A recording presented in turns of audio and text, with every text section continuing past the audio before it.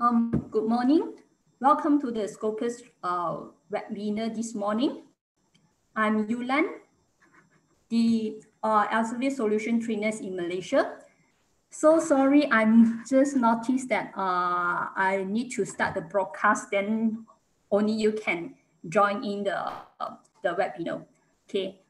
So without further delay, let's take a look at what's the agenda for this Scopus. Throughout the session, right, if you have any questions, do feel free to enter or drop your questions using the Q&A box.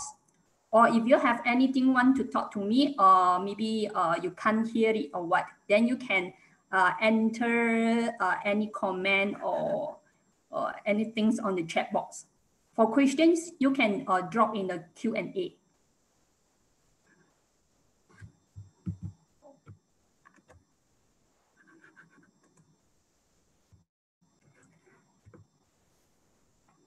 So today's agenda for Scopus webinar will include introducing Scopus, what content is in Scopus, searching Scopus, source browsers and journal analyzer, research excellence, we use the UMT as an example, Scopus help and resources.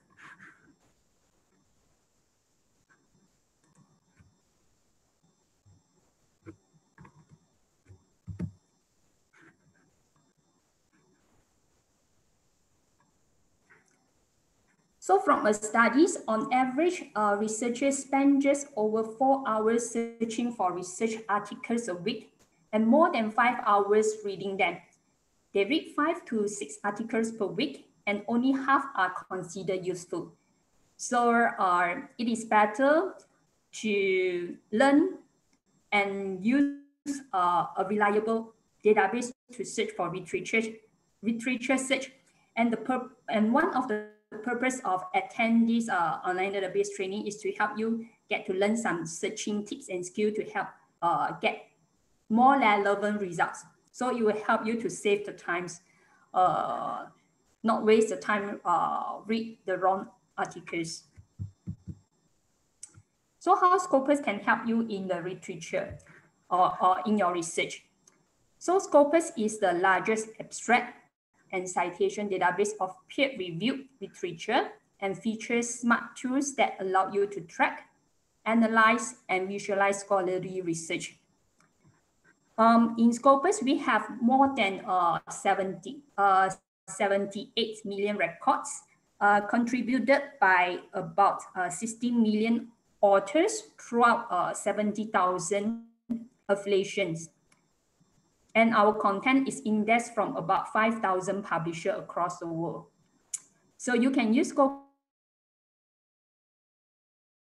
to identify and analyze which journals to read or submit to, help researchers manage career citation count and H index, decide what, where, and with whom to collaborate, track the impact of research, monitor global research trends, find out what already exists in the global world of research, and also determine how to differentiate research topics or find ideas.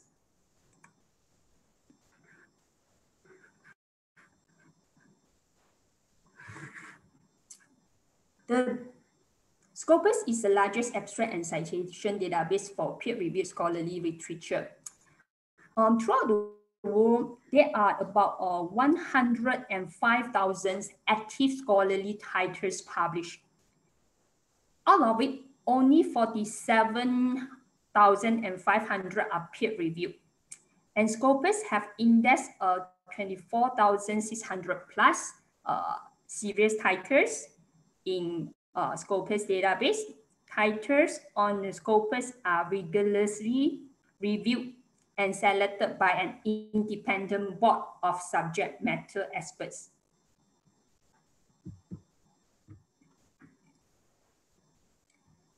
This is a global representations for the content index in Scopus. So beside the North America, Western Europe, Australia, New Zealand, you can find publications from the emerging countries like Middle East, Africa, Asia Pacific, Latin America. What content is in Scopus? As we seen from a previous slide, get to know the contents that Scopus have indexed already more than over 78 million records from 24,000 plus serious titles, about 100,000 conferences, and also 230,000 book chapters. It involves 40 different languages, and the contents in Scopus is updated daily. We have approximately added 10,000 articles into Scopus per day. And in Scopus, we also have about 9 million open access documents. And this is a breakdown by the subject, by this 4 big subject area, the serious titles number. Physical sciences, 13,000 over. Life sciences, 7,000 over. So these are the contents that we have: journals, conference, papers, and book chapters.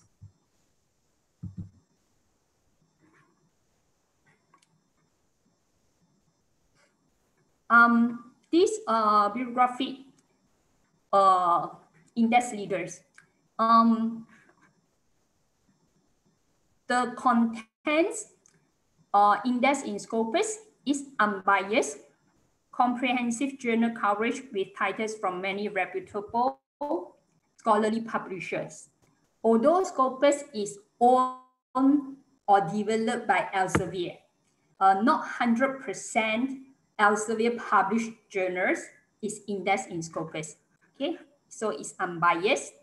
But overall, the contents breakdown by the publisher is we have about 11% of our contents is published by Elsevier, 7% from Springer Nature, 5% from Taylor and Francis, 4% from Wiley Blackwell, 2% from Sage, 1% from Wouters Kluwer, then 1% each from Brill, IEEE, Amuro, Oxford, Cambridge. There is about 60% of our contents is indexed from others, publishers like individual institutions, organizations.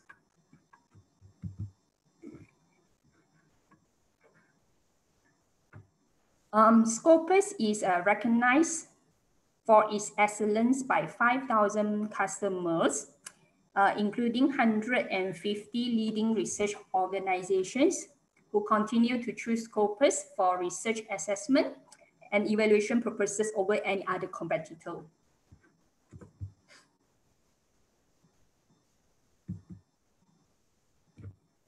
So besides, we have this Times Higher Education World University Ranking, QS. So from Asia Pacific, we have this like Peking University, KO University, Nanyang Technological University, TCI Thailand. So for QS World University Ranking, where the Scopus citation have been used, the citations per faculty is 20% out of the total evaluation for the QS World University Ranking. So the publications and citation data from Scopus is used in these QS World University Rankings evaluations. It's 20% of it. While the Times Higher Educations, the citation or the research influence is 30% out of the total evaluations. And both the publications and citations for the THE calculation also obtained from Scopus. And some of you might wonder how Scopus select which journal or conference to be indexed or qualified enough to be indexed. So if you are an editorial board member, or if you like to suggest any new publications to be indexed in Scopus. So you have to make sure that those serial titles should meet all these minimum criteria in the orange color. So all these 5 minimum criteria: peer review, English abstract, regular publications, Roman script references, publishing ethics statements. Then the eligible titles are further reviewed by the content selections and advisory board. This is an independent party. According to a combination of 14 quantitative and qualitative selections criteria, which include like journal policy, quality of content, journal standing, regularity, online availability. So the best is diversity, geographic distribution of editors and also the authors. There is no delay in publication schedule. And also the journal homepage must have an English language journal homepage and contents available online. And for further information on this, how get a new publication index in Scopus, you can refer to the below URL, or you can contact this title suggestions at scopus.com.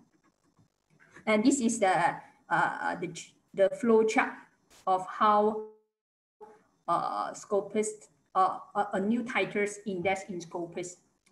So first step is the title suggestion. It can be suggested by the publisher or by editor-in-chief or editorial board member, or also librarian also can suggest. But of course, you need to make sure that you have all the documentation with you. Then you can use the title suggestion form to suggest a new title. Then the newly suggested title will go through this minimum criteria check. If it is not meeting the 5 minimum criteria just now, so you will get a rejected letter. So for the rejected titles, there is an embargo period about 3 to 5 years for the same titles to re-suggest again to Scopus, because we want the titles to be really ready before suggest titles. And if the titles meeting the minimum criteria, then Scopus will ask for the enrichment from the publisher, and it will be reviewed by local board. Then will release to this CSAB board member for further review, and the decisions will be made by this subject chair, either accepted or rejected. And this is a CSAB board, content selections and advisory board. All journals covered by Scopus are approved by an independent content selection and advisory board. And these CSAB members are subject experts from all over the world and chosen for their expertise in specific subject areas. Many of them have the journal editor experience. And this is the latest CSAB member. We have some from Asia, like this Professor Henry from NUS Singapore. He is the chair for this social sciences subject. Then we have Professor Julie Lee from City University of Hong Kong. She is the chair for business and management. Then we have a chair for environmental science, Professor Peter from City University of Hong Kong also. And we have another member, the chair of this mathematics subject from India.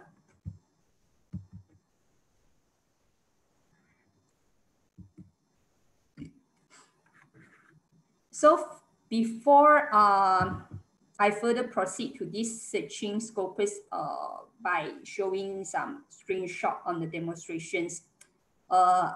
If you have used Scopus before, if you have searched or used Scopus before, I would like to hear you to share with me how you use Scopus. Normally, when you use Scopus, what are the purpose or what are the things that you use the Scopus for?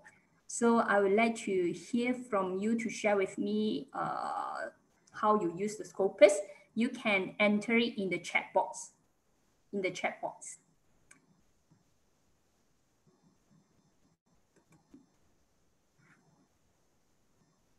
Yeah, the entire sections will be recorded and we will send the link to librarian after the sections.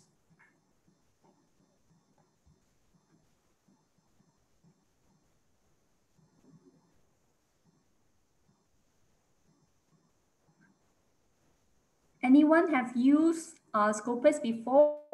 Can you share with me what are the things that you use Scopus for? You just type in the chat box.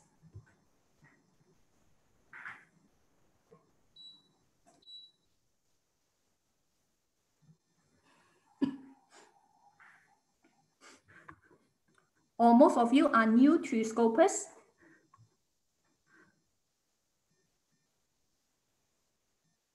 Okay.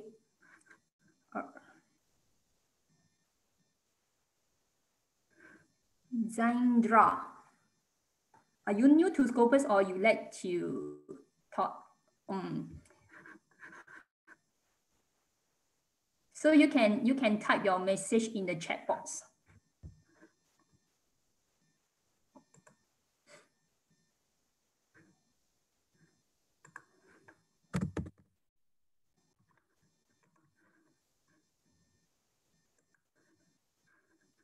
No one would like to share, or most are new. Okay, so just let me proceed.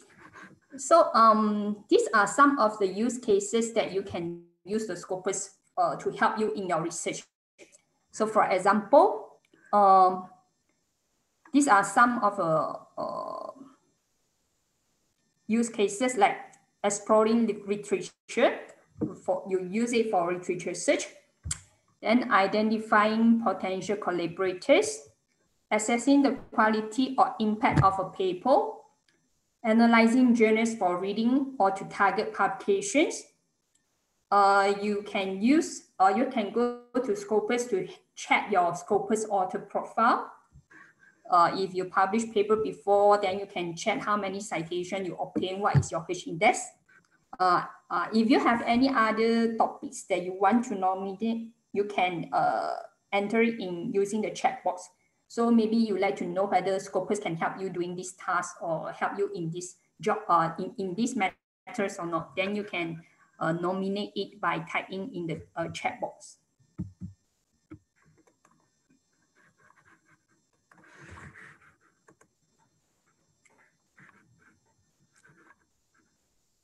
For using Scopus for literature search or exploring literature, so first you just open the Scopus homepage. So if you are off campus, you can go to your library portal, then go to the e-resources and sign into the Easy Proxy. Okay, sign into the Easy Proxy, then you just find the link of this Scopus from your library website, then you open. And this is a homepage. So you can always come back to this homepage by click the Scopus logo on top of the left-hand side, or you can just click the search tab. And the search will customize straight away into document search, author search, affiliation search, advanced search. Okay, so these are the 4 search functions we have. And by default, we have one search box over here. You can enter your keywords or terms that you are interested in. And it will set to this particular search field, article title, abstract keywords. But of course, there is a drop-down menu. If you want to set your keyword to other search parameters or search field, you just click over here. Like you can find authors, affiliation name, affiliation country, the source title, article title, the sponsor, funding.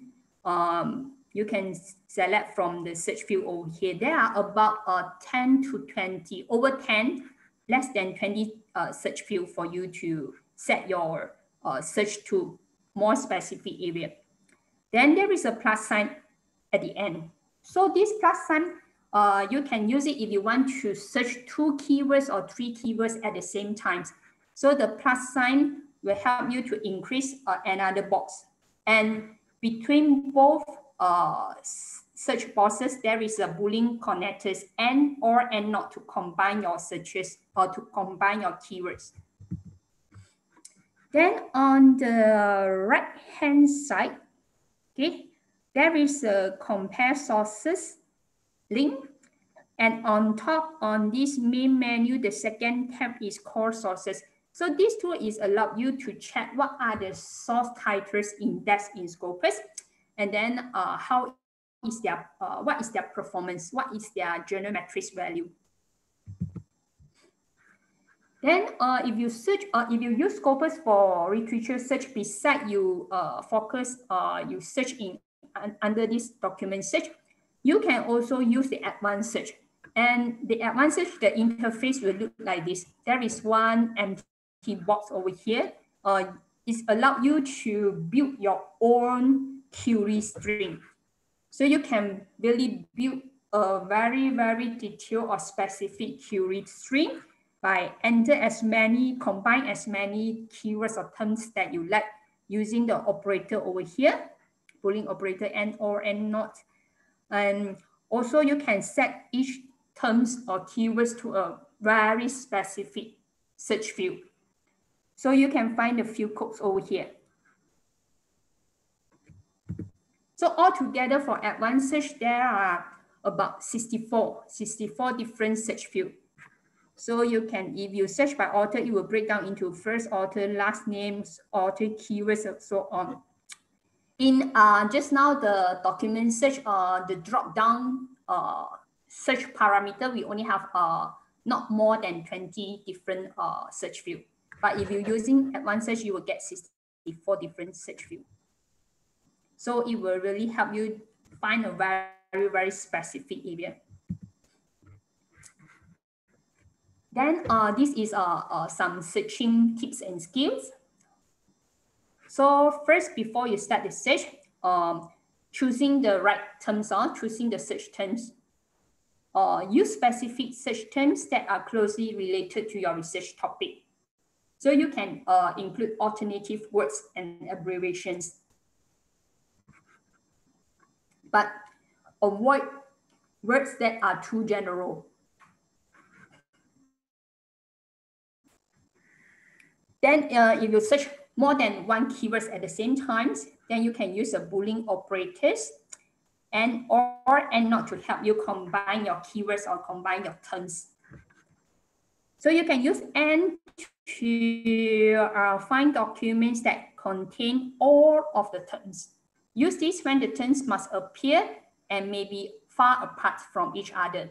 So for this example, we have like these 2 keywords, elevator and programmable logic controller. So can you, if you want both terms appear, then you use the and Boolean connectors or operators.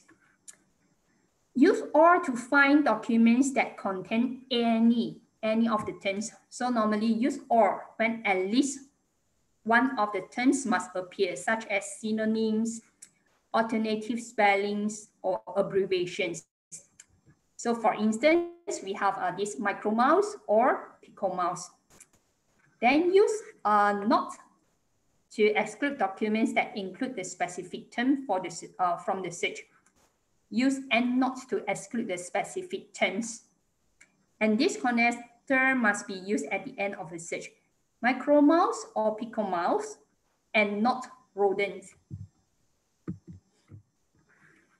Then finding variation of a word means that if the terms or keywords they entered is actually a phrase, that means more than one word, like renewable energy,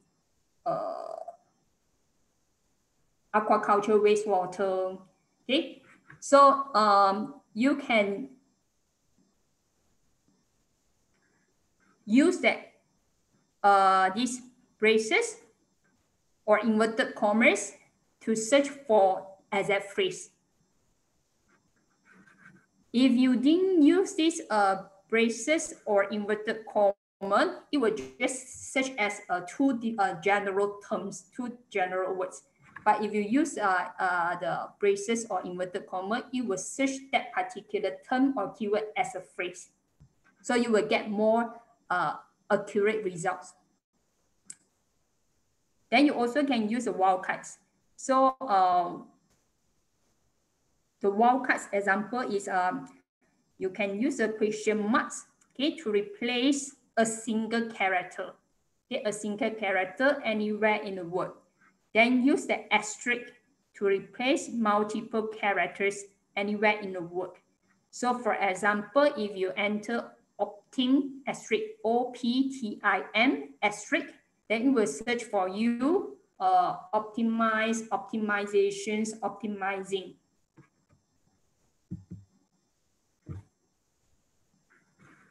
So let's take a look on the example. So if I search for this under document search particle interactions, I add the inverted comma. So I want to search exact phrase. I want Scopus to search these keywords or term as a phrase. Then I will get this much number of results. Okay. So this is a result page. On the left-hand side, you will find there is a refined results. So you can find there are more than 10 categories. So you can just click this arrow key to expand the list, to expand this category, and you can use this as a filter to help you narrow down or refine your result. You just select whatever area that you are interested in. You can select more than one categories at the same time. Then you limit your result to or exclude your result out. Then from this primary search, right, in the result page, you find actually before on top of this refined result, there is one search box over here. It says search reading results. So you can actually add additional terms or keyword related to these particular interactions. That will help you to narrow down in that particular research area. So it would like the secondary research for your search. So if you enter a quite general terms, definitely you will receive a very large number of results. Then you might want to go into more detail in that specific area. So you just enter the keywords under this search reading results. Then on the right hand side, this is your individual result. So before the result, on top there is a row of various features. So you will notice that actually the first one is export, then download, view citation, overview, etc. And there is also a more tab. There are a few, 2 or 3 more features hide under this more tab. So you can use these features to, you can perform these features by batch. You just select whatever documents, then you just select the features. Then on top over here on the right hand side, you can find there is a sort option, sorting options. So by default, the Scopus search result, it will display or sort the result based on newest published. And you will notice that on this result page, the most right hand side, there is a column called cited by. So cited by will tell you how many times this particular article have been cited as of today. Then if you want to sort your result or display your result based on most cited to least cited, then you can just drop down from these sort options. You go to click at cited by highest.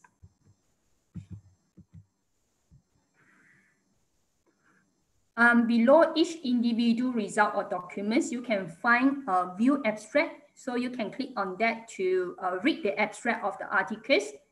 And in Scopus, if your search terms or keyword appear within the abstract, it will be highlighted. So it will save your times. You no need to open individual article one by one just to want to read the abstract or just want to filter the results. And this is how it look like if you click at the individual article title. It will open up the articles for you in the HTML format like this. Okay, so you will get to find the authors on article information. On the right hand side, the first features you will get is a matrix. This matrix actually is a matrix for article level. So if you want to know the performance of these individual articles, then you can click view all matrix over here. Below the article information, you get abstract and also the keywords for these particular articles. On the right hand side, the second features is cited by. So it will display what are the documents indexed in Scopus that cite these particular articles that you are reading. And below it, you will find related documents. So Scopus will suggest some related documents with this particular one based on the authors, papers written by the same authors or based on the keywords of this paper.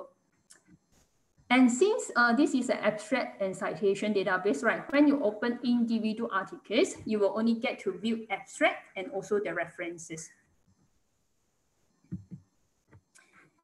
And this is how it looked like when you open just now the matrix, view all matrix for individual articles. When you click on that view all matrix, then it will bring you to this page. So for the article just now, it received this much number of citation, and then it gives you in figure and it gives you in the chart. So you can get to check how many citations obtained in across the years. And below it, you will find two metrics. One is a citation benchmarking for this article. Another one is field weighted citation impact, FWCI. So world average, the FWCI value for world average is 1. Value is 1. So when you open individual articles, you will check the FWCI. The value is above 1, means the article have been cited above the average or have received more citation than expected. If you open articles and the FWCI is below 1, 0 point something, then you get to know the performance of these articles. The citation, this article have been cited less than the world average. And at the most bottom, you will find this PLUM-S matrix. So this PLUM-S matrix, we adopt from this PLUM-S matrix. We adopt the PLUM-S matrix for our individual article matrix. And this is an alternative way to check the impact of articles beside the traditional citation count.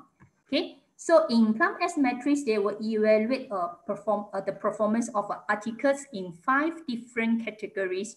So there are citation, usage, captures, mentions, social media.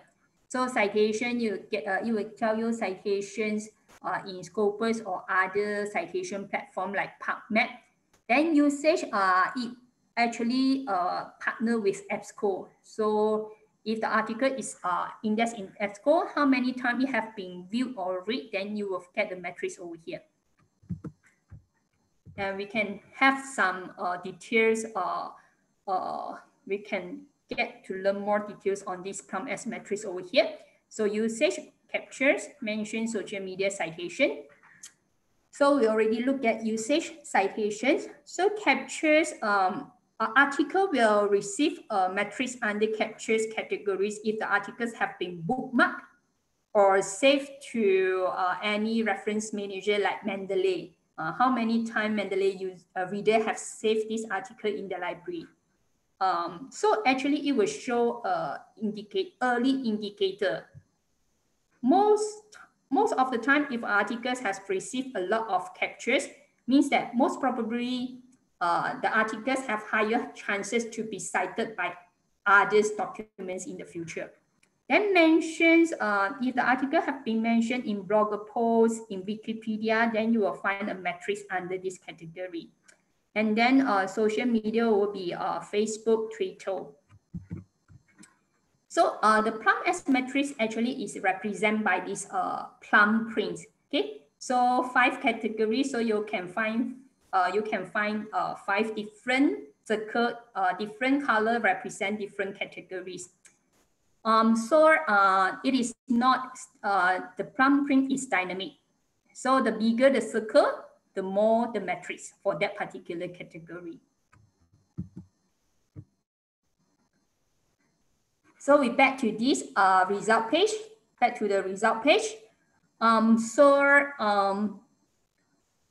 You can export your result out by just select the documents that you want to export out to your reference managers that you are using, like maybe Mendeley and Note.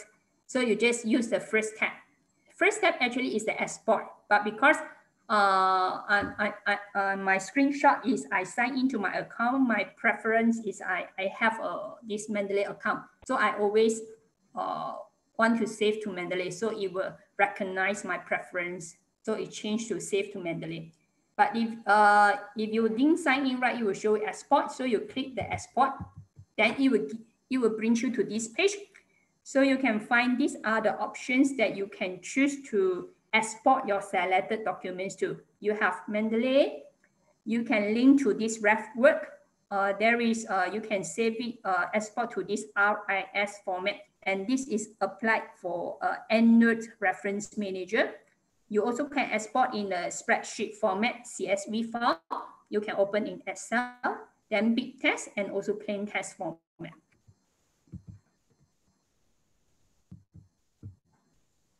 So Mendeley also owned by Elsevier.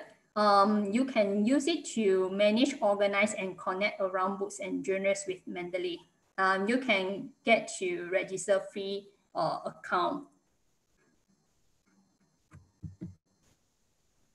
Then you also can download. Although Scopus is an abstract and citation database, right? You can't read the full articles on Scopus, but as long as the articles that you want that are relevant or useful in your research, where you wish to get the full articles download in PDF format, as long as the article has been subscribed by your library, or if it is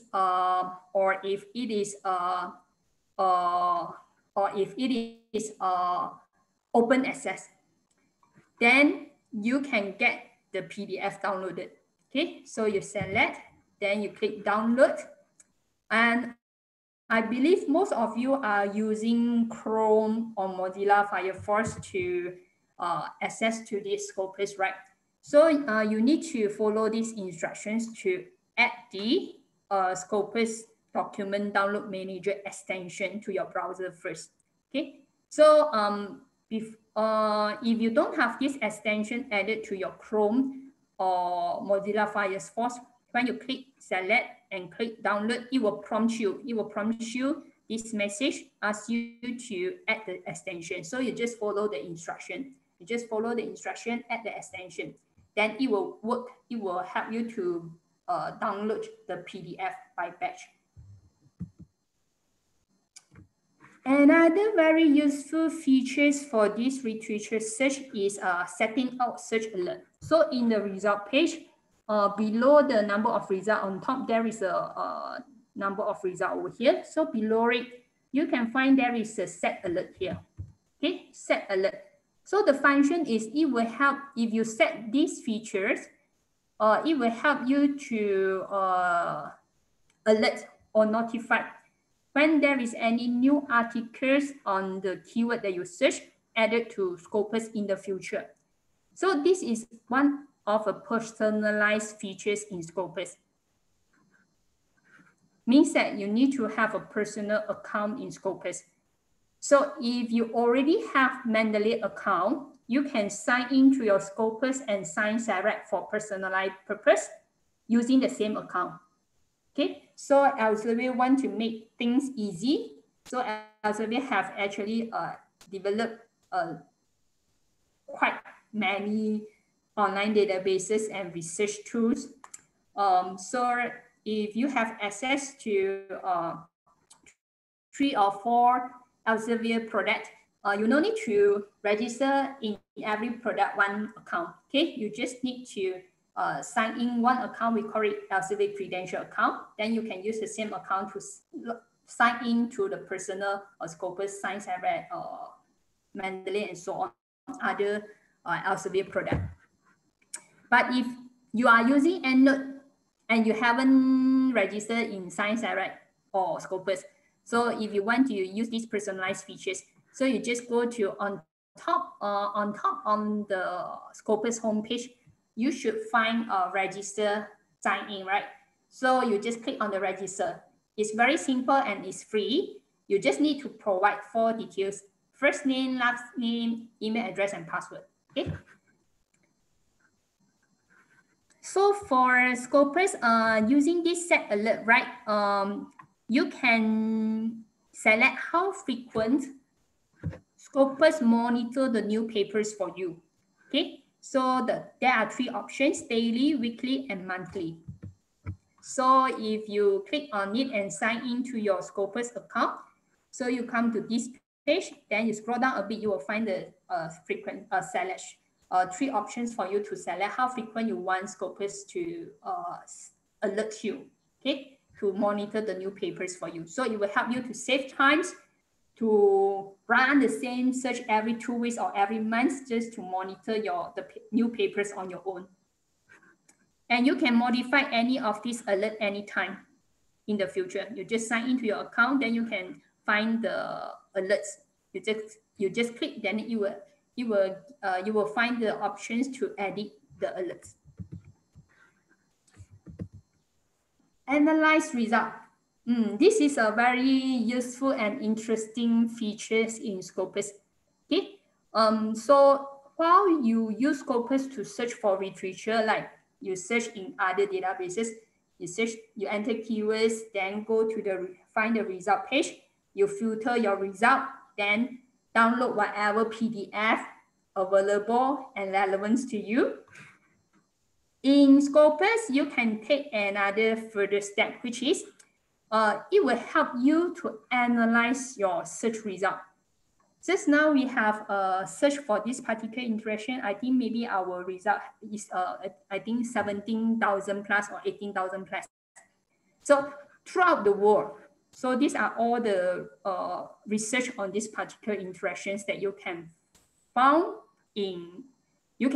in Scopus. So if you use the analyze search result, right? So very simple and very straightforward.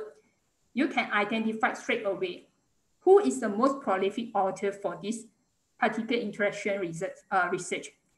Then which institution published the most number of papers for this research area?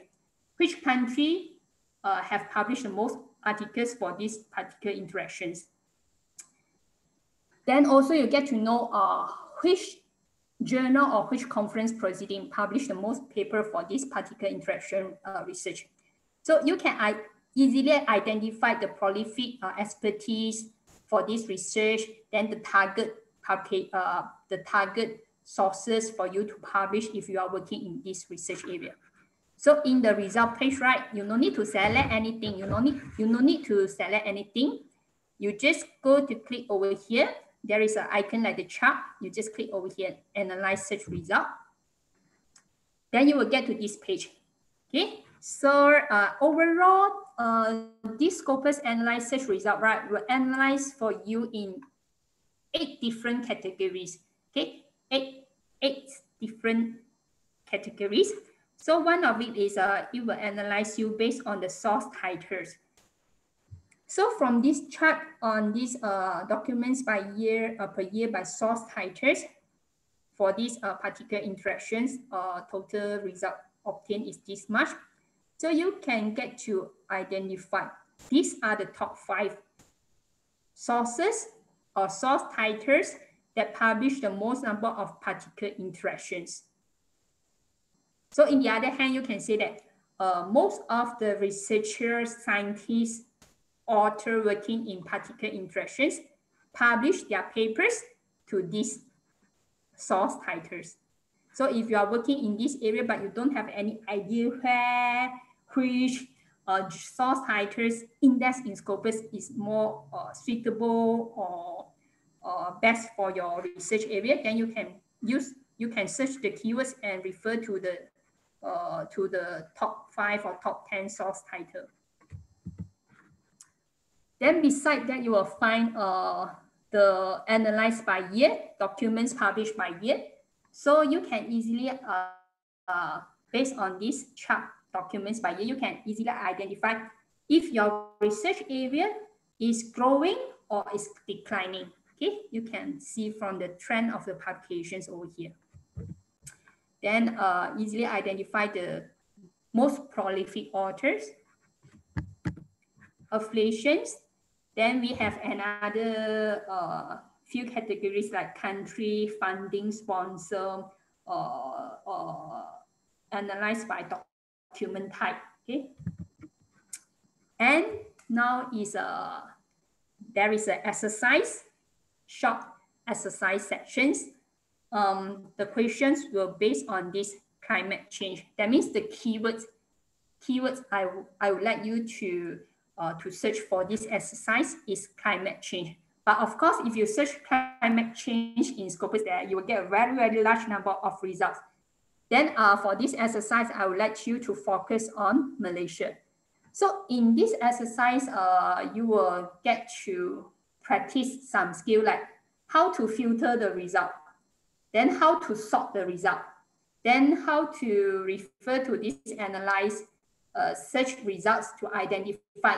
I want you to find out the most prolific authors in Malaysia working or published for this climate change. Then this question, the second question is how many citations the Malaysia's most cited paper on climate change obtained.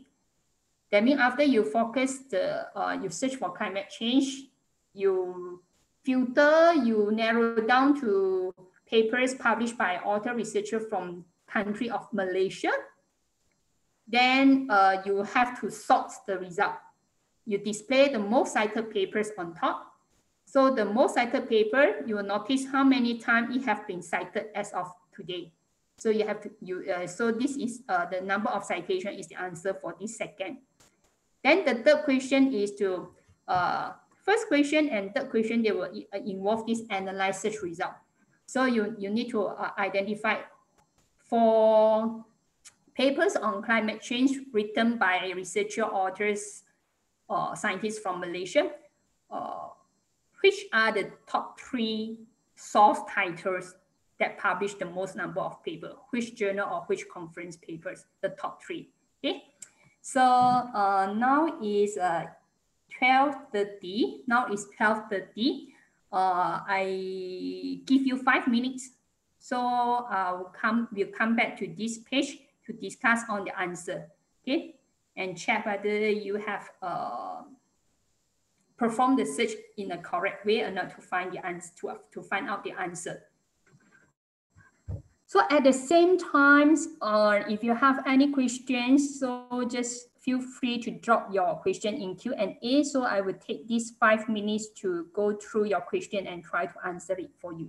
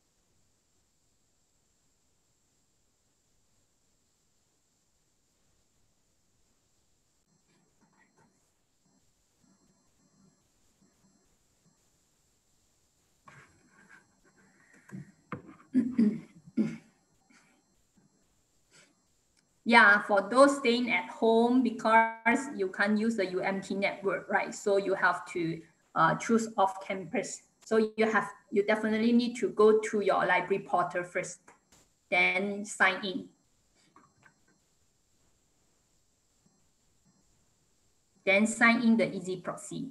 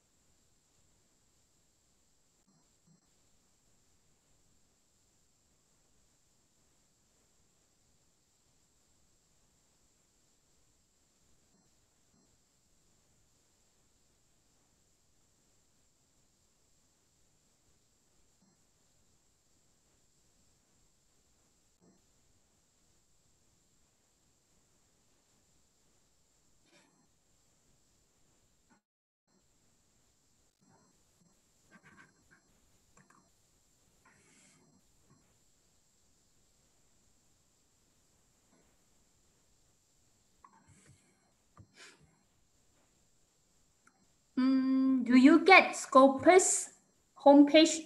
The means the on top of the left hand side the scope the logo that is Scopus, or you get Scopus preview. If you get Scopus preview, means that you are not access to the Scopus that subscribed by your library.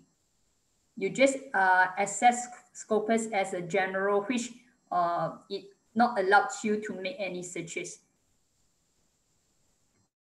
So if you go to scopus.com, you find on top of the left hand side is Scopus preview. Then this is not the right one. Okay, so I suggest you go to open your library portal first. Okay, open your library UMT library website. If not mistaken, I think there is a services. Then under that you can find resources. Then you select any subject. Then you can find on the left-hand side, there is an Easy Proxy sign in or log in. Okay, so you must sign into that Easy Proxy first. Then after that, only you go to check, find the Scopus link and click on it.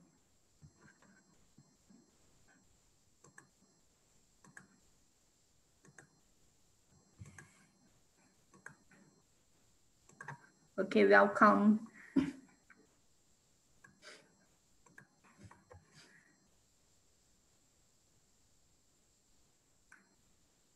So is 12:35. So it's time's up. I hope that you managed to make a search on these questions and find out the answer for these three questions over here from this particular search on this climate change. Okay, so if you search climate change and if you notice, I'm not sure whether you enter your keyword just climate change or with inverted comma climate change. So my answer is based on the search on climate change as a phrase. As a phrase means that I need to add the quotation mark or inverted comma. Then definitely you will find there is a very large number. I think over 100,000 or how many 100,000 result. But when you focus to country Malaysia, then it's not that much. Okay, so my answer would be, okay, on this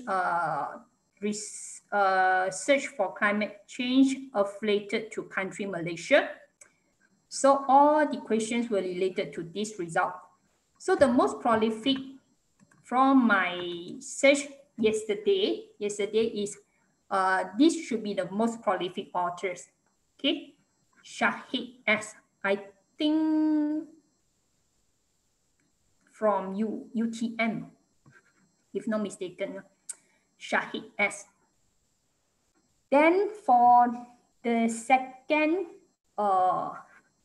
So you can, from this result, after you narrow down to Malaysia, then you can click at the analyze search result. So you select the authors, chart, or summarize or analyze by the authors. So the most prolific one, the author who published the most number of papers should be this one, okay, Shahid S. Then you go back to the result page. So on the same result page, you just sort the result. Okay, you sort the result. So the most cited, you sort based on the cited by highest. Okay, select the cited by highest.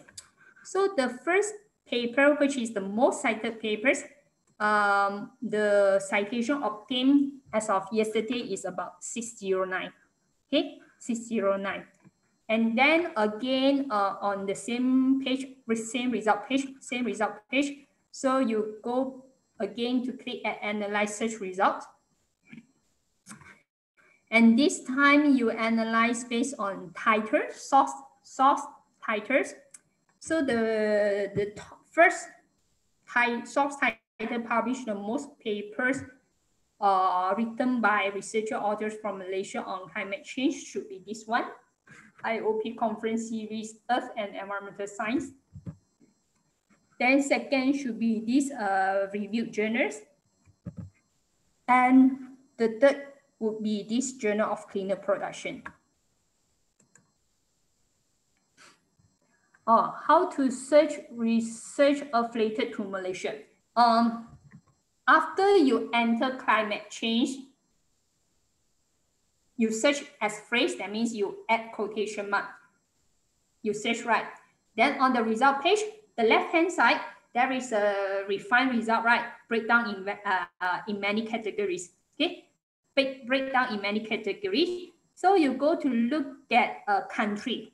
Okay, you go down, scroll down. You go to look at a country.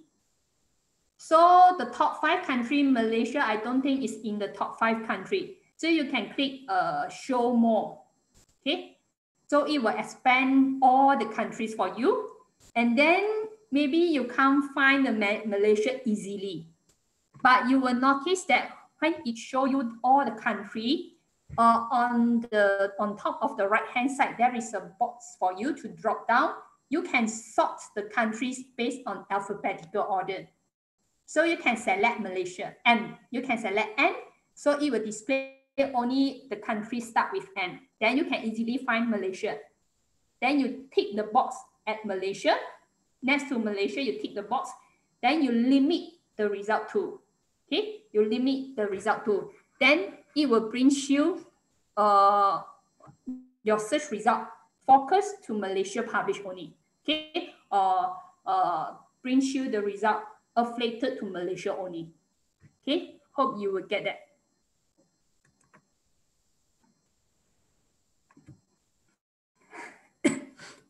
Okay, welcome. So we continue.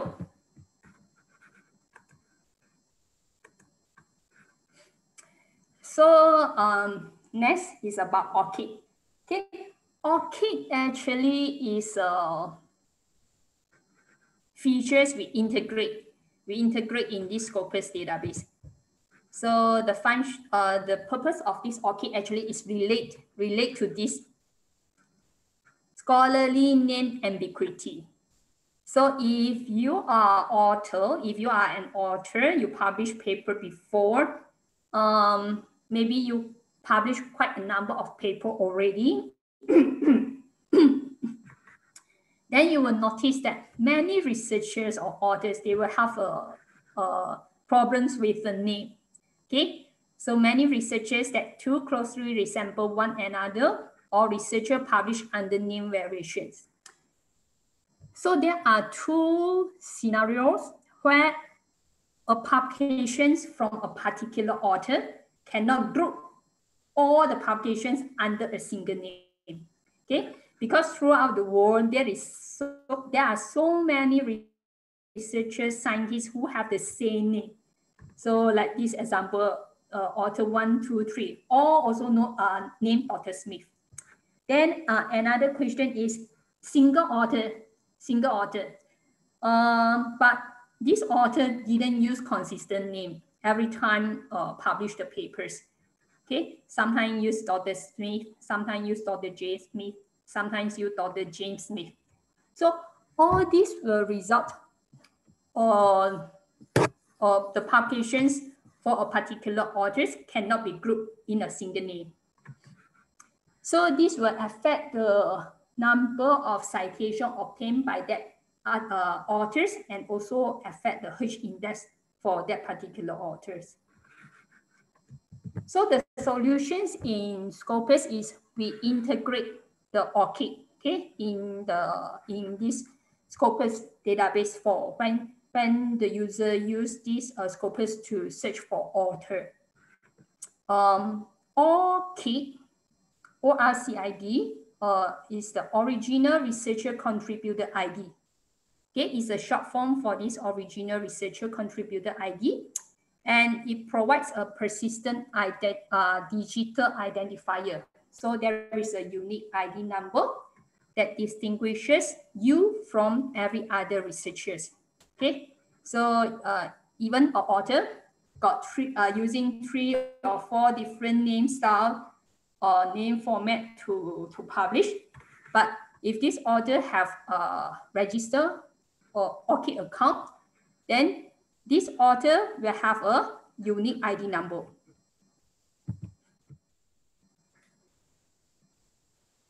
So how ORCID will distinguish yourself is, so first, of course, you need to have an ORCID account. Okay. Then after that, you have to make sure that you have integrate your ORCID account with Scopus. Okay. Later, I will show you there is a link for you to set up the Scopus ORCID integrations for author. Okay. Then once you set up the integration, means that you actually give authorizations to Scopus to access your ORCID account. Okay, so any works, any papers that you have published, you add to your ORCID, it can be seen by Scopus. And Scopus will recognize your work or your papers no longer based on your name, but based on your ORCID ID number.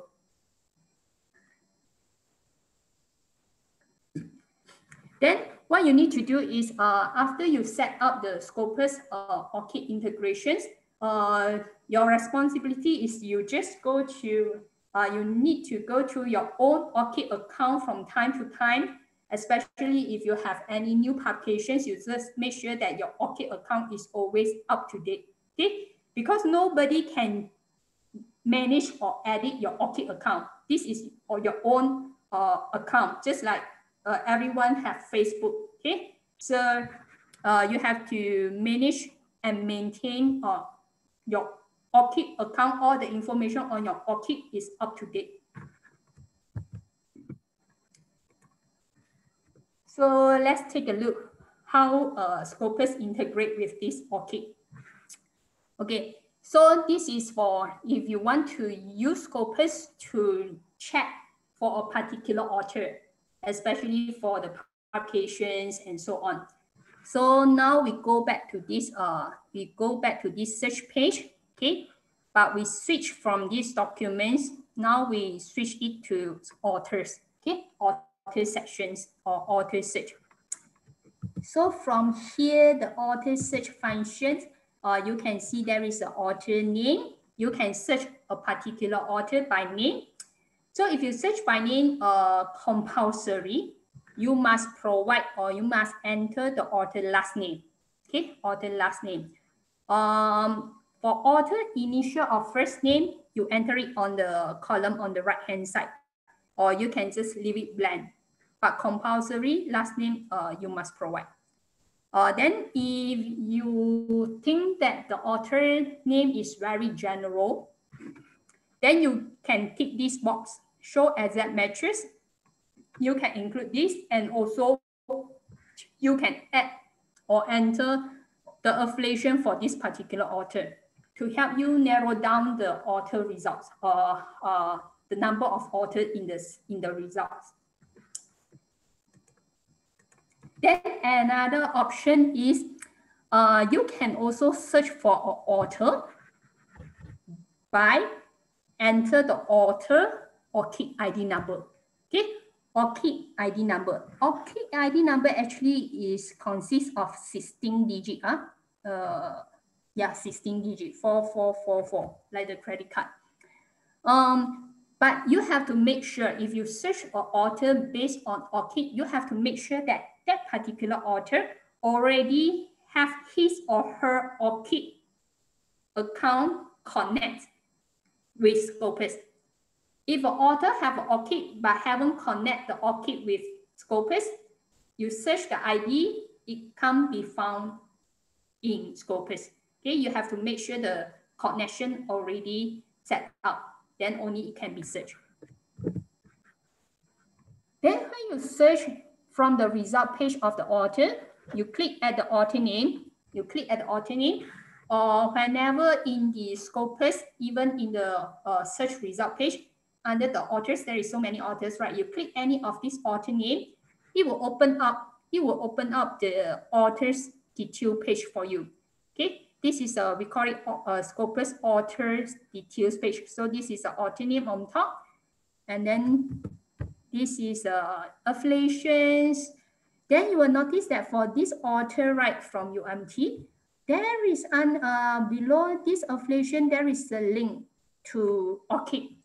So means that this author LUM already have his or her ORCID account connect to Scopus. So you can find directly straight away. There is a link you to check on this author publications on his or her ORCID account. Okay, his or her ORCID account. But if you go to click at one authors under the affiliations, you find here there is no ORCID link, but it will say connect to ORCID. Then means that the author haven't have the ORCID, his or her ORCID connect to Scopus, or the author haven't have the ORCID account yet. So if the author would like to create the ORCID account, or if the author would like to connect the ORCID account with Scopus, then you just click the link. You just click the link connect to ORCID. Then you just follow the instructions step by step. Then below it, there is a very useful feature and important features for authors. Okay, so these are the two features that author can set up the actions. Okay, author can take actions. Okay, so especially for authors. So if you like to request to make any corrections in your Scopus profile, then you can use this edit profile. Okay, use the edit profile to make any corrections. And this is a list of it will list out all the papers written by this author, okay, with the citation. And also there is a tab to find out the co-authors with this author LUM. And then from this list of papers published by the author, this LUM SS, then there is a sorting options. Okay, sorting options to check newest published or most cited published. And all this right will be summarized in the middle. Okay, summarized in the middle, so you can find straight away for this author LUM SS how many papers published and indexed in Scopus. Okay, index in Scopus, how many citations obtained, then what is the H index. And then if you notice under this H index, next to it, there is a view H graph. Okay, view H graph. So if you click on this view H graph, it will bring you to this page. So H index, right, actually is not stagnant. It's not stagnant. Normally the value will grow with the times when your citation grow. Okay, and the calculation, there is no formula. You cannot calculate from the formula. The calculation is back end, but you just need to understand the definition. Once you understand the definitions, then you will get to know maybe when you compare with your other colleagues working in the same research area, okay, why your colleagues have higher or lower H index. So the H index, the definition is the H index is the highest number of papers a scientist has that have at least that number of citations. So for this example, author from UMT, Lam SS, the H index is 34 as of yesterday. Okay, this screenshot I taken yesterday. Because these authors have 34 papers, okay, on top 1, 2, 3, 4 until this got 34 papers which have at least 34 citation each. So the H index for this author will grow from 34 to 35 when the document number 35 increase another 2 citation, or document 35 or 36 are any of these documents below over here receive at least 35 citation, then the H index will grow to 35 because the author will have 35 documents which have at least 35 citation each. So H index actually is very emphasized on the consistencies in both productions and the quality. So you have to continue to publish, and every papers that you publish must attract some citation. If you publish a lot index in Scopus but nobody cite, or only one citation, 2 citation, 1 citation, 2 citation, the H index cannot grow. Okay, and this is what you can get to. This is what it will bring you to when just now for those authors who haven't have ORCID or who haven't connect the ORCID to Scopus, you click the link under the affiliation, under the author details profile, right? There is under the affiliation, there is a link connect to ORCID. So this is how it look like. So if you don't have ORCID account yet, you just register for a ORCID account for free. Just click register now. Register now. But if you already have the ORCID account, you just haven't connect or integrate it to Scopus, then you just straight away sign in to your ORCID account over here. Then after that, also follow the process step by step. Okay, it's not just one page. It will switch on for you to proceed to some other step before it complete the connections. Then this is what you get when you click at edit profile. Just now I mentioned, right, if you want to request Scopus to correct any publications for your profile, so you can click just now the link edit profile. So to edit author profile, compulsory you have to sign into your personal Scopus account. So same things for like you want to set up the search alert. So you just sign in with the same Elsevier credential account. Okay. Then these are the things that you can request Scopus to correct it for you. The name. Then if you have any missing documents, then you can add in the missing documents. So once you sign into your personal Scopus account, then you can proceed to make the changes. So it will once you sign into your personal Scopus, edit the profile, it will switch on this author wizard. We call it author wizard. So this author wizard is a few steps. You have to go through step by step. So the first step is you have to select the preferred name. Okay, preferred name. So normally you select your preferred name and also the most complete name. Then the second step will be review the documents. Okay, so it will display all the documents under this particular author name. So you just take some time, quickly go through and make sure that all these are the papers that you are written. If this is not your paper, right, maybe because this paper is written by another author who have the same name like you and wrongly group to your profile. So you just untick this box or just exclude the articles. Then you will notice at the end of this review documents, there is a text or there is a link course search missing documents. So are there any documents missing? So if you check on your hard copy publication record, right, you're very confident show in this Scopus under this name got 171 documents index in Scopus. But you check your record, you're very confident you have 173 documents published index in Scopus. So you're not sure where the other two papers group to in Scopus. Definitely if the articles is indexed in Scopus, definitely the article is still in Scopus.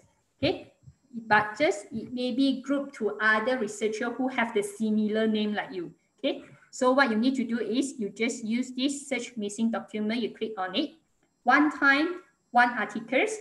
So once you click on it, you can find there is a box for you to enter your article title that you want to check.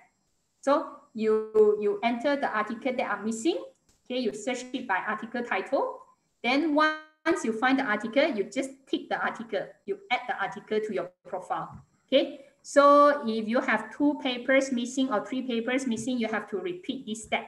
Okay, because at one time it only allows you to add 1 missing. So you have to repeat the step.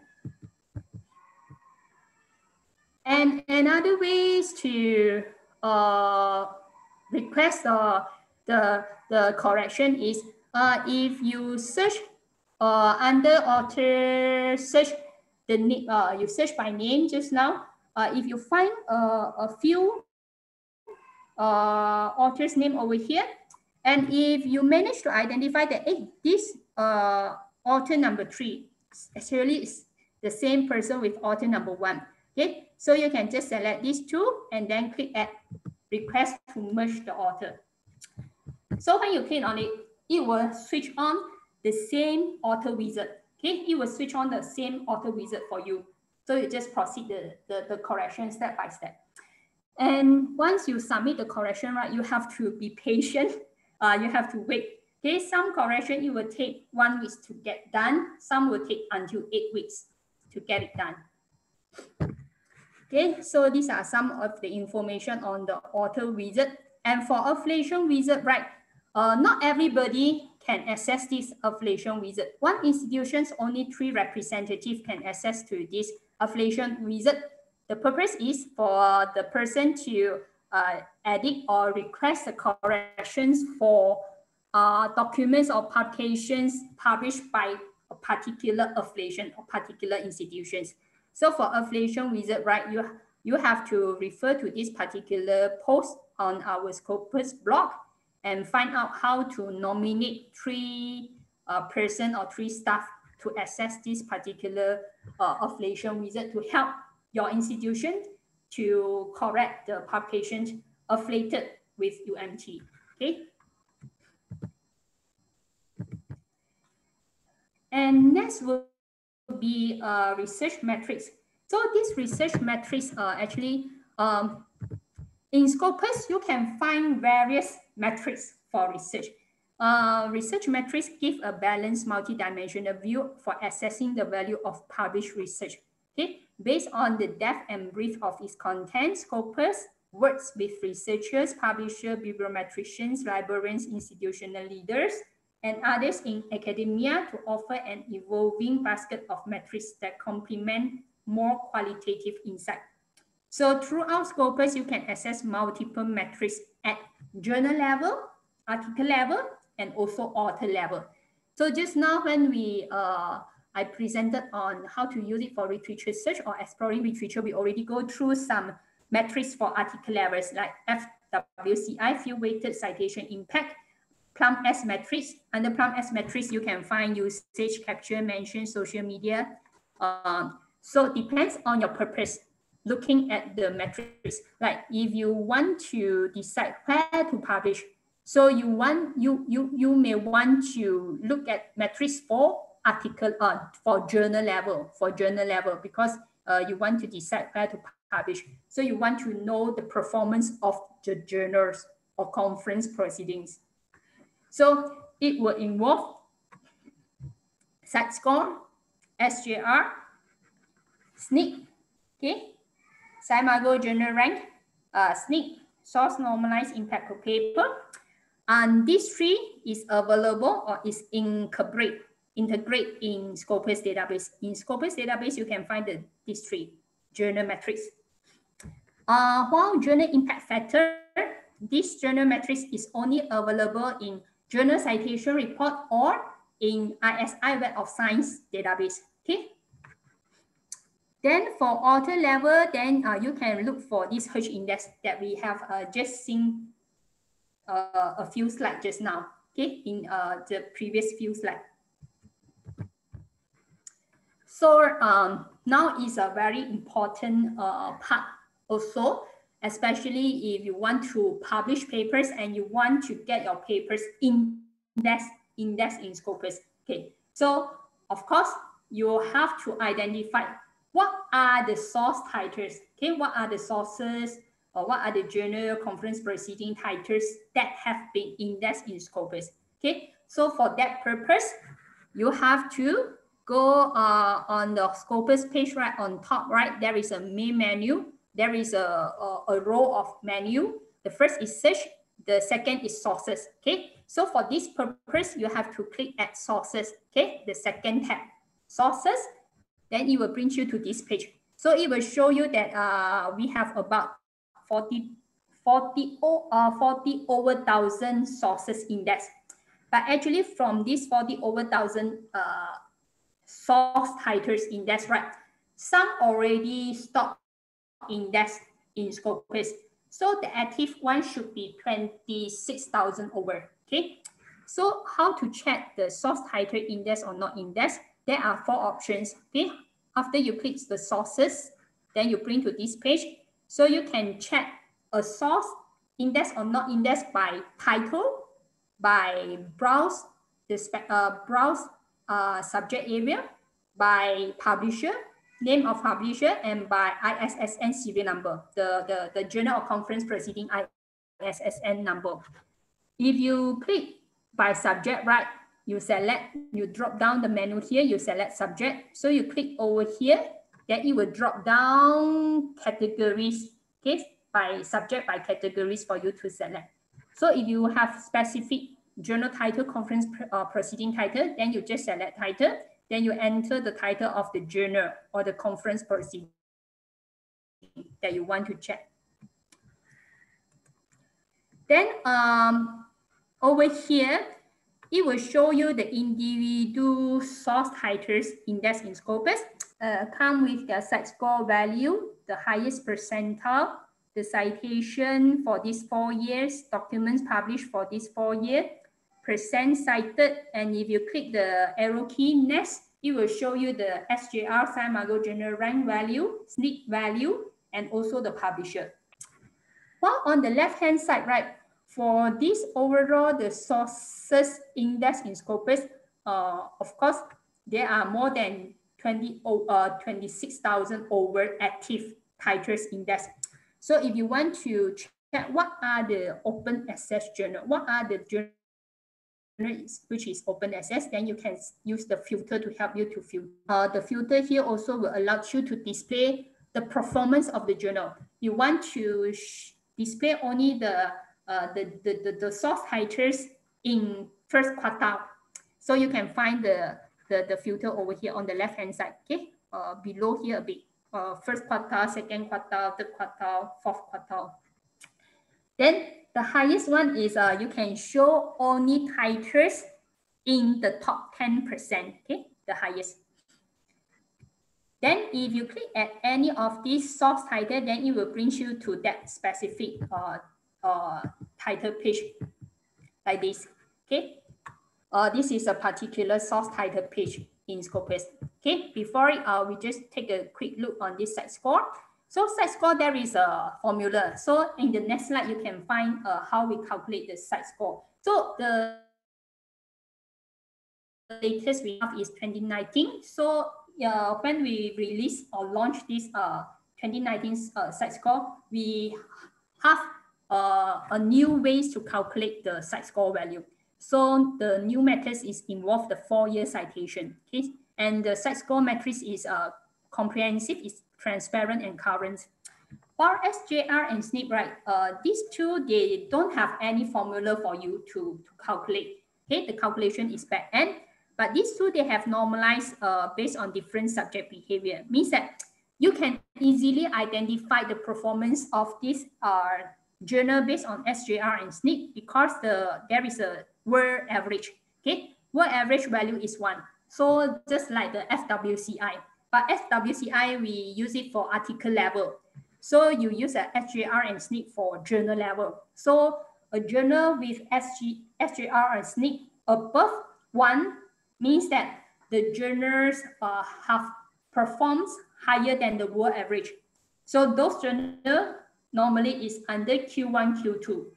So if a journal, the SNP or SJR is below 1, 0 point something, so you get to know these journals or conference performs below the world average. So it's in Q3 and Q4. And this is a formula to calculate the site score. Okay, so site score, the calculations, the new calculation would be on top. Okay, the citation obtained in these 4 years based on site score 2019, right? So it would be site score citation obtained in 2019, 2018, 2017, and 2016. Then the number of paper published is divided by number of paper published, also the same 4 years. Okay, so it's just like the average citation per paper. But only 5 types of documents are taken into calculations. Okay, we not calculate based on all types of documents, only 5 types of documents, which is the research articles, the review papers, conference papers, book chapters, and also data papers. Only these five types of documents. Okay, for both the citation and the paper published. So when you come to individual journal titles or source title details page, so you get to know the source titles, the publisher, then the categories for these source titles, and on the right hand side you can get the latest 3 journal metrics, site score, SJR, SNP. Then below it will focus on the site score. Okay, site score developed by Elsevier, developed by Scopus. And so the site score value is 58.7. So we don't bluff viewers, you can validate on it, okay? Because this journal obtained this much number from 1,700 documents published in this 4 years. And in the same 4 years, total citation obtained is 100 over 1,000. So when you divide, you will get 58.7. So once we fix the yearly site score value, we will give you a tracker for upcoming year. Okay, so you can track the performance of these articles for this particular journal. Okay, the site score tracker, the value will update every month.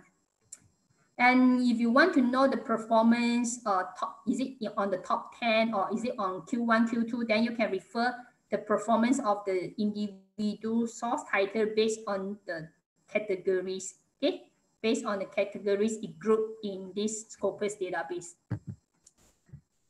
And when you come to this, this figure actually obtained from a feature called compare sources. So you will get these compare sources. Normally it appears on the right hand side, on top of the right hand side, especially on the home page. On the home page you can find it, and some of the page in sources you can find the feature as well. It will appear over here on the right hand side.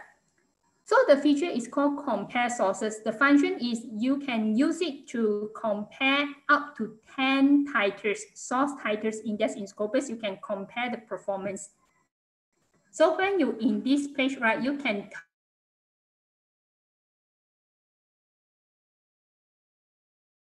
type that you want to compare. So you type in the title, you search. So if you manage to find the titles that you want to compare, you just tick the box.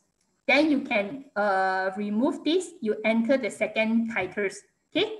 So it will allow you to check, to create until 10 source title in one chart, in one comparison. So easily you can identify from this, among these three, which one have a higher site score, okay? So beside this chart, it will give you other chart like which one have the highest SJR, okay? It will give you the chart of SJR value across year, SNP value across a year, total citation obtained across a year, total number of paper published across year, percent not cited by year, percent reviewed articles by year. And last will be, we will use the Scopus to check for research excellence.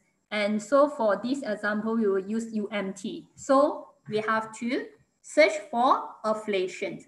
So we, under the search tab, now we go to switch to affiliations. So I just enter Terengganu, then you will find there is a subject suggestion over here. So I just click at University in Malaysia, Terengganu.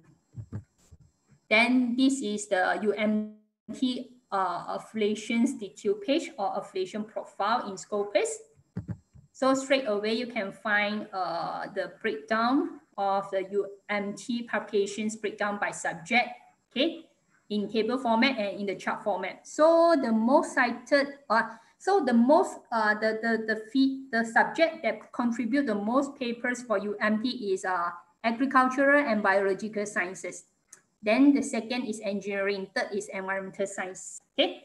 And here it will show you the how many papers affiliated to UMT.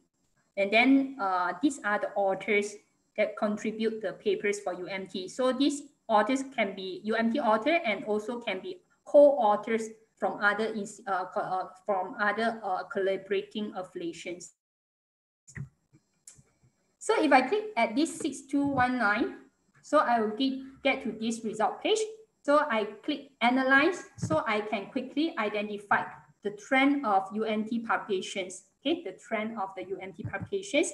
Then if I refer to authors straight away, I will get to identify who have contribute the most number of papers for UMT, okay. Then if I click at the number of total number of the authors, the 3,000 authors, so I get the list of the authors with their documents published, their H index, their affiliation, so on. Okay, so I click at the first authors, then straight away I'll get the summary or this particular author's detail page or the profile page in Scopus. So I get to know the H index, how many papers published and what are the papers listed over here, then how many citations received. So last is if you want any help or support for Scopus, you just go on the Scopus page, right? You just go down to the bottom, okay? Go down to the bottom, you will find there is a customer service. So you can click help, you can get to maybe find video tutorials or online tutorials, or you can find some frequently asked questions and answer. Then if you want to contact for support, right, you can click contact us. When you click contact us, it will bring you a page. On the right hand side, you will find email options, okay? But if you scroll down a bit, you will find more options for you to contact the Scopus team. Like chat, you can call, okay? So I always use the chat because the chat is the live chat, okay?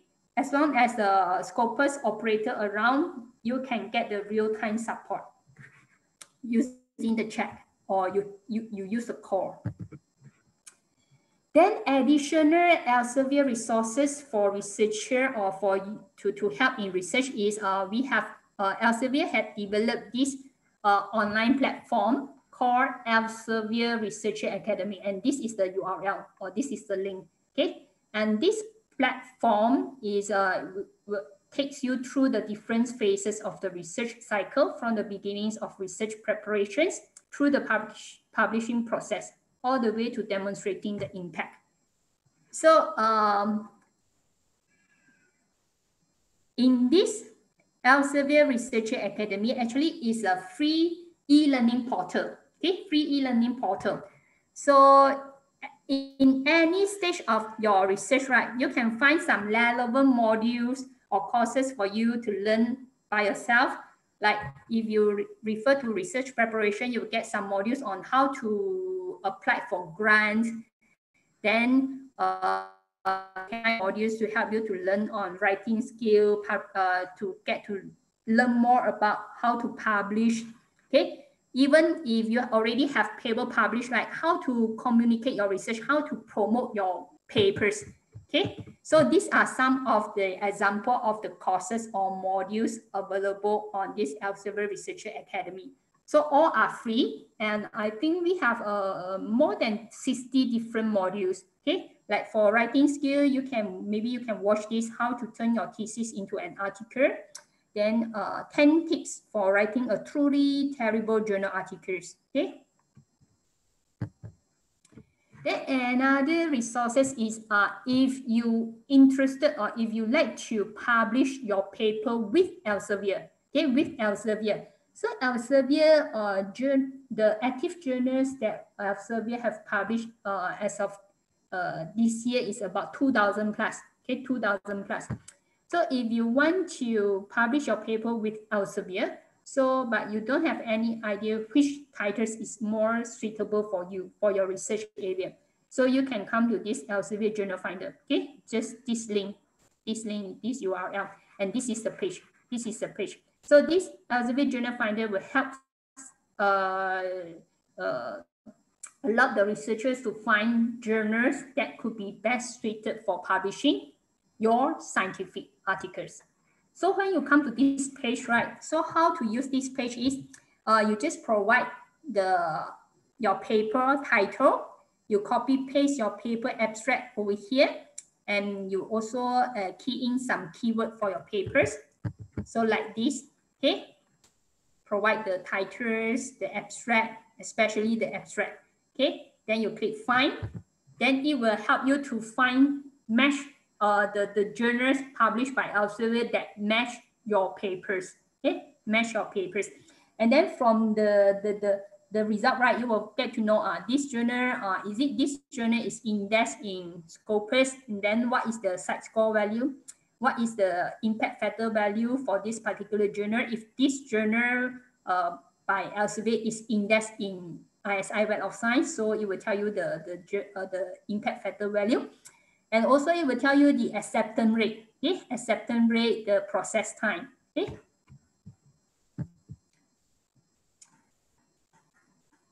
Then for more information on Scopus, right, I truly will encourage you or suggest you to follow the Scopus blog. So any new features or any things related to Scopus, we'll announce it on this blog. And if you go to this blog, right, this URL, you will notice that there is a tips and tricks tab. Okay, so you can, from time to time, our Scopus product manager will share with the user some tips and tricks on using the Scopus. And there is also a webinars. Past few years, we have conducted an upcoming, I think end of this month, we also have conducted a web training on Scopus. Okay, every time we'll showcase using Scopus for different purposes, because Scopus actually is a very comprehensive database. Okay, so you can follow this blog by click on this subscribe. Okay, you just enter any email address that you regularly use, not necessarily your institution or your work email. You can use any email address to follow the blog.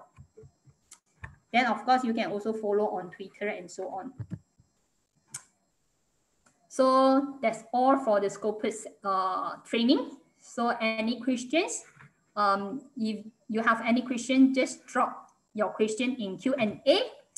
And last, before you sign out, right, I would like your help. I would like to seek your cooperations. Just stay another few 3 minutes like that to help feedback on this particular Scopus training sections by taking the online survey, okay, online survey to feedback on these particular sections. So you can scan the QR code to get the online survey form, or you can just key in this URL. You can start with this surveymonkey.com/r/ylfitbk. Okay, this must be in capital letter.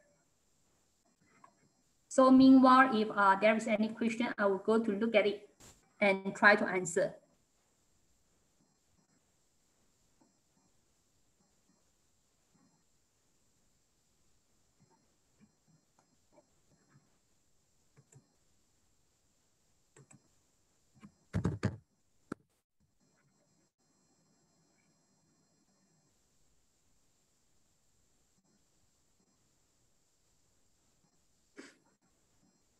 I will suggest, okay, let me copy this in and then paste it in the chat box for you. If you want to click,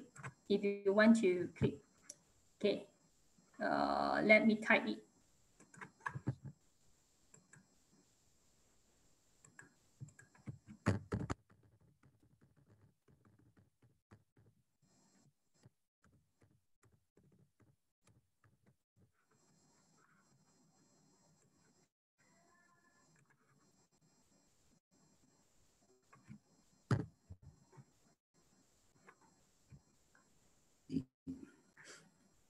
So you can click the link over here that I share with you, or you just scan the QR code. If you can't click on this link, you just copy this surveymonkey.com/r/ylfitbk. Let me check any other questions.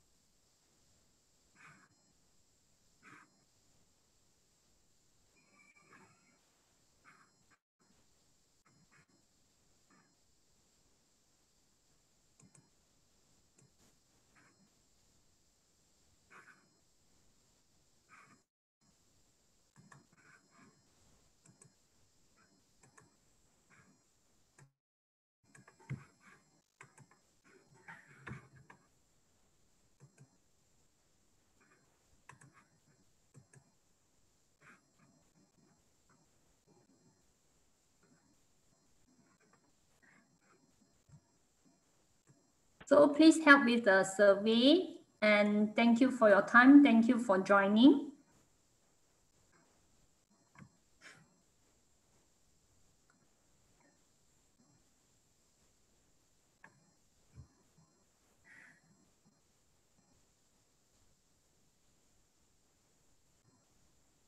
Any questions?